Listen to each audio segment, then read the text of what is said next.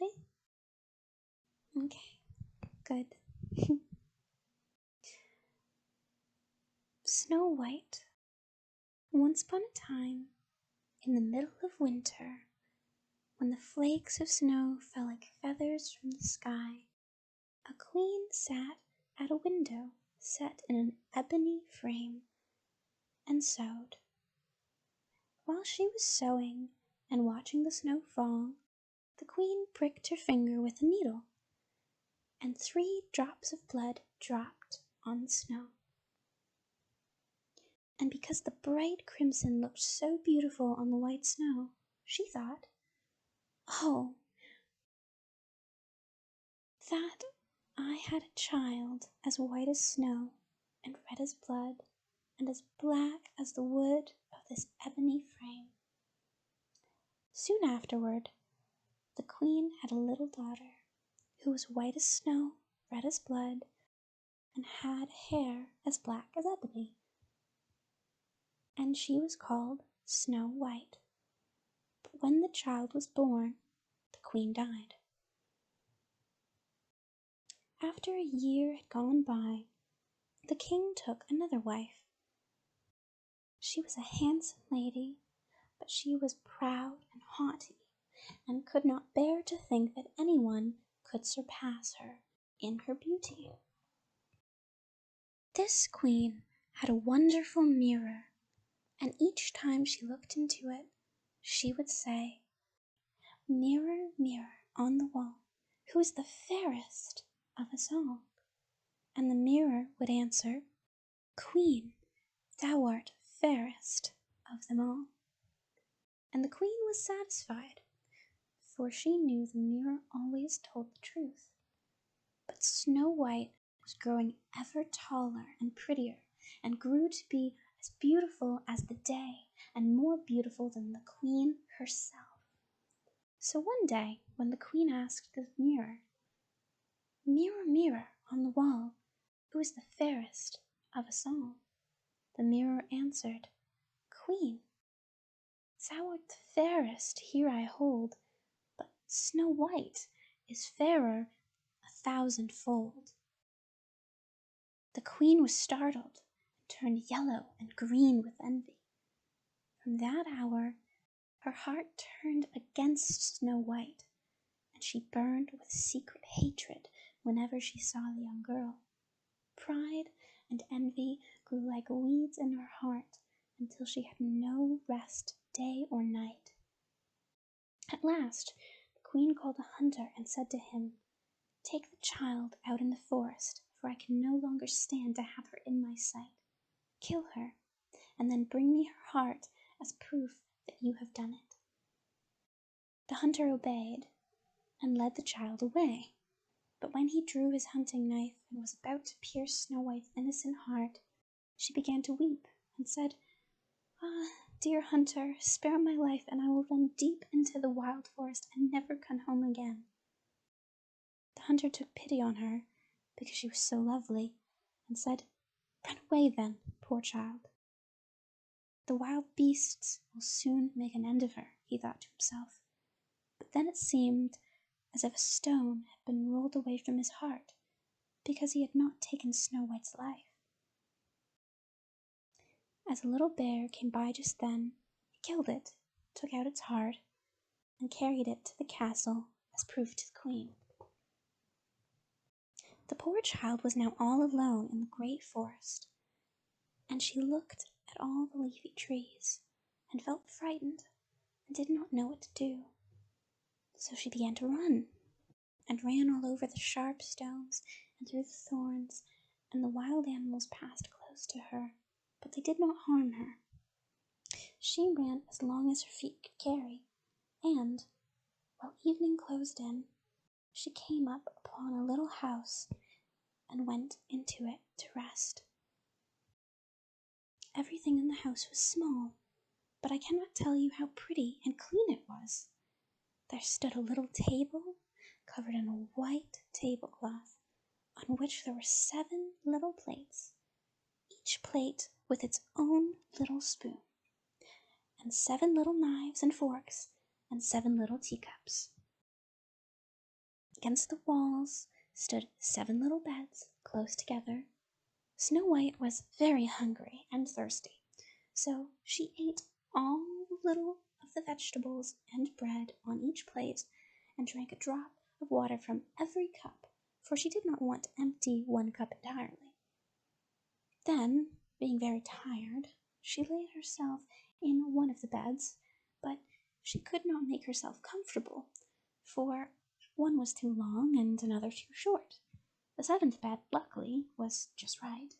So there she stayed, and said her prayers, and fell asleep. When it had grown quite dark, the masters of the house came home. They were 7 dwarfs, who dug and mined iron underground among the mountains. They lit their 7 candles, and as soon as the house became bright, they could see that someone had been there, for everything was not quite as orderly as they had left it. The first dwarf said, "Who has been sitting on my stool?" The second one said, "Who has been eating off my plate?" The third one said, "Who has been nibbling my bread?" The fourth one said, "Who has been eating my vegetables?" The fifth one said, "Who has been using my fork?" The sixth one said, "Who has been cutting with my knife?" The 7th one said, "Who has been drinking out of my cup?" Then the first dwarf looked about and saw that there was a slight hollow in his bed. He said, "Who has been lying in my bed?" 5 others came running, and each called out, "Someone has been lying in my bed too." But the 7th, when he looked in his bed, saw Snow White lying there, fast asleep.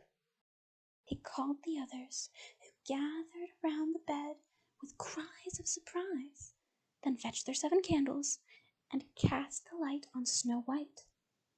"Oh, good heavens!" they cried. "What a lovely child!" And they were so pleased that they did not wake her, but let her remain asleep in the little bed. The seventh dwarf slept with all of his companions in turn, an hour with each, so they passed the night. When it was morning, Snow White woke up, and when she first saw the 7 dwarfs, she was frightened. But they were very friendly and asked her name in a kind way. "Snow White," she answered. "How have you found our way to our house?" asked the dwarfs. So she told him about how her stepmother had tried to kill her, how the hunter had spared her life, and how she had run the whole day through until at last she had found their little house. Then the dwarf said, "If you will keep our house, cook, make the beds, wash, sew, and knit, and keep everything neat and clean, you can stay with us, and you shall want for nothing." "I will, with all my heart," said Snow White. So she stayed with them and kept their house in order. Every morning they went out among the mountains to seek iron and gold, and came home ready for supper in the evening. The young girl was left alone all day long. So the good dwarfs warned her, "Beware of your wicked stepmother, who will soon find out that you are alive. Be sure not to let anyone into the house." Now the queen, believing that Snow White was dead, had no doubt that she was again the first and fairest woman in the world. So she walked up to the mirror and asked, "Mirror, mirror on the wall, who is the fairest of us all?" And the mirror replied, "Queen, thou art the fairest here I hold, but Snow White over the hills, who with the 7 dwarfs now dwells, is still fairer 1,000-fold." The queen trembled, knowing that the mirror always told the truth. She felt sure that the hunter had deceived her, and that Snow White was still alive. She thought and thought, late and early, early and late, how best to kill Snow White. For her jealous heart would give her no rest until she again was the fairest lady in all the land. At last, the queen thought of a plan. She painted her face, dressed herself like an old peddler woman, and changed her appearance so much that no one could recognize her. In this disguise, she went over the 7 hills until she came to the house of the 7 dwarfs. She knocked on the door and cried, "Fine wares to sell, fine wares to sell." Snow White looked out the window and said, "Good morning, good woman. What have you to sell?" "Good wares, fine wares," answered the queen, "ribbons of all colours," and she drew out one that was woven so brightly coloured silk. "I may surely let this honest woman in," thought Snow White. So she unfastened the door and brought herself some pretty ribbons. "Child," said the old woman, "what a sight you art! Let me lace your bodice properly." Snow White, fearing no harm, stepped in front of the old woman and allowed her to fasten her bodice with the new ribbon. But the old woman laced so quickly and so tightly that it took Snow White's breath away, and she fell down as if dead. "Now I am fairest at last," said the wicked queen to herself, and then she sped away. The 7 dwarfs came home soon after, and they were struck with horror to find poor Snow White lying on the ground, as if she were dead. They lifted her up, and, seeing that she was laced too tightly, they quickly cut the ribbon off her bodice. Snow White began to breathe faintly, and slowly she returned to life. When the dwarfs heard all that had happened, they said, "The old peddler woman was none other than the wicked queen. You must be very careful, Snow White, and never again open the door if we are not at home."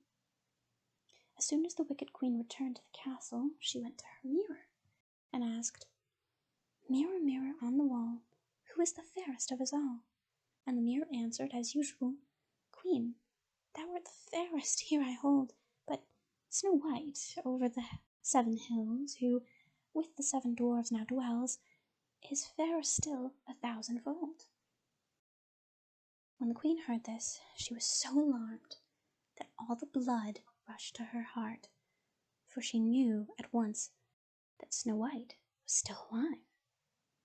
"This time," she said to herself, "I will think of a plan that will make an end to her once and for all." With the help of witchcraft, in which she was very skillful, the queen made a poisonous comb. Then she changed her face and her clothes again, and took the form of a different sort of old woman. Then she crossed the 7 hills to the home of the 7 dwarfs, knocked on the door, and called out, "Fine wares to sell." Snow White looked out of the window and said, "Go away, I cannot let anyone into the house." "But surely you are allowed to just look," answered the old woman, and she drew out the poisonous comb and held it up.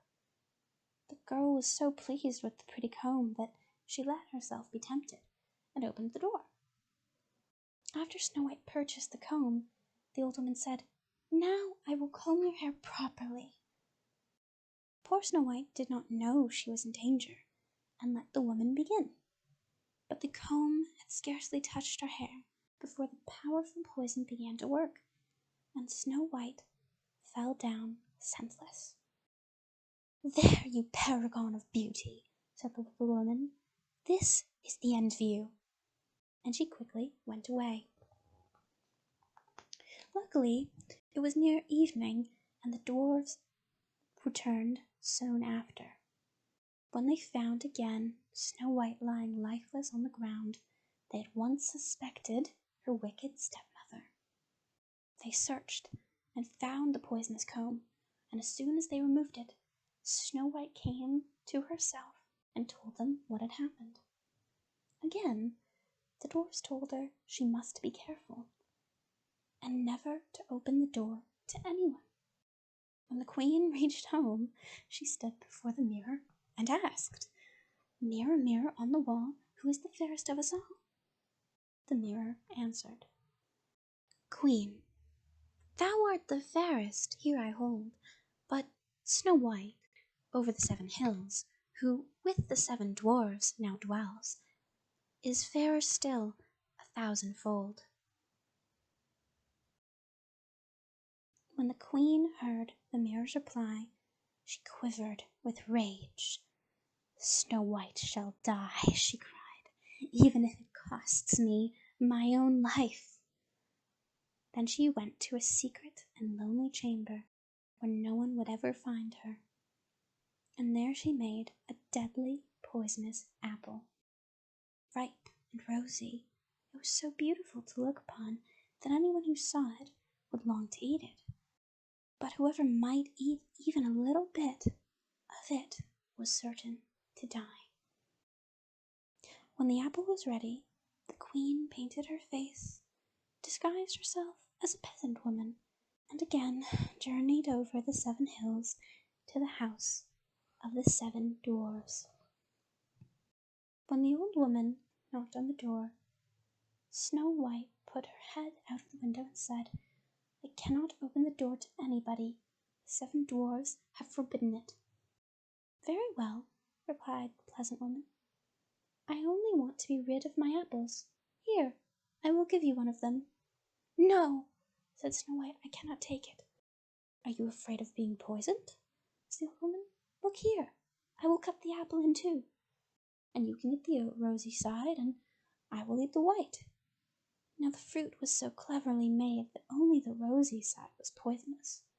Snow White longed to bite into the pretty apple, and when she saw the peasant woman eat her half, she could resist no longer, but stretched out her hand and took the poisonous half.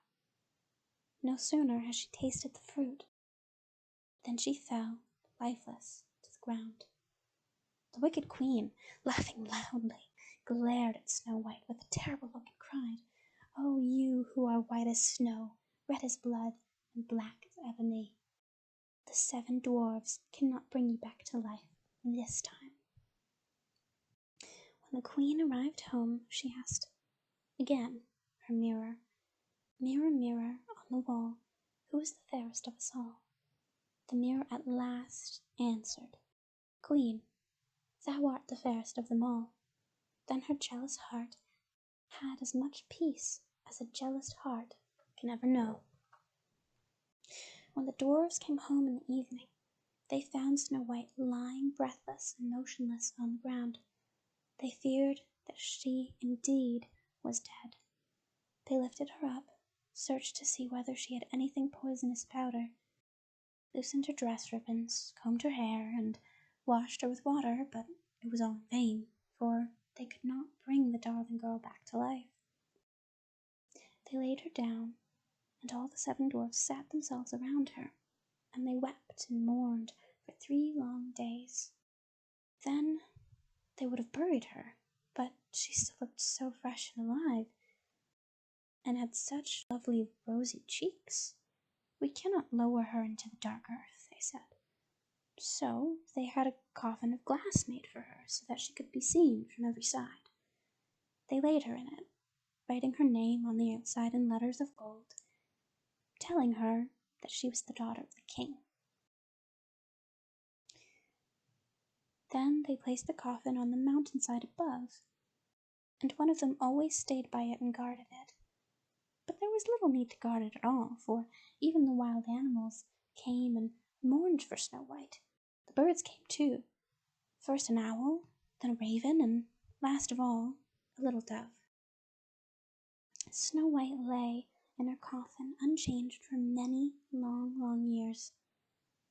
She looked always the same, as if she were asleep, for she was still white as snow, red as blood, and her hair was black as ebony. Then one day, the son of a king wandered into the forest, and he came to the dwarf's house, looking for a night's shelter. He saw the coffin on the mountainside, the beautiful Snow White within it, and he read what was written there in letters of gold. He then said to the dwarfs, "Let me have the coffin. I will give whatever you ask for it." But the dwarfs answered, We cannot part with it for all the gold in the world.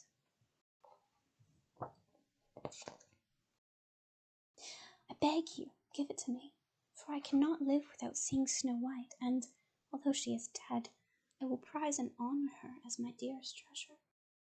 Then the good dwarfs took pity on him, and gave him the coffin, and the prince asked his servants to carry it away.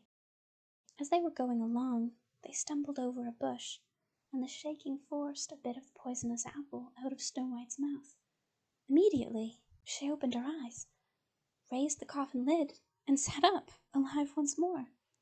"Oh, heavens!" she cried, "where am I?" The prince answered joyfully, "You are with me," and he told her what had happened, saying, "I love you more dearly than anything else in the world. Come with me to my father's castle and be my wife." Snow White agreed and happily went with him, and their marriage was celebrated with great splendor. The wicked stepmother was also invited to the feast. When she had dressed herself in the most beautiful clothes, she stood before the mirror and asked, "Mirror, mirror on the wall, who is the fairest of us all?" The mirror answered, "Queen, thou art the fairest here I hold, but the young queen over the mountains old is fairer still 1,000-fold." The evil-hearted woman uttered a curse, and was beside herself with anger and disappointment. At first, she thought she would not attend the wedding, but her curiosity would not allow her to rest. She decided to travel to the wedding, to see the young queen, who the mirror said was the most beautiful in all the world. When the wicked queen got there and found Snow White alive again, she choked with her rage and fell down dead. Snow White and the prince lived happily ever after, and often visited the 7 dwarfs who had been so kind to her. The end.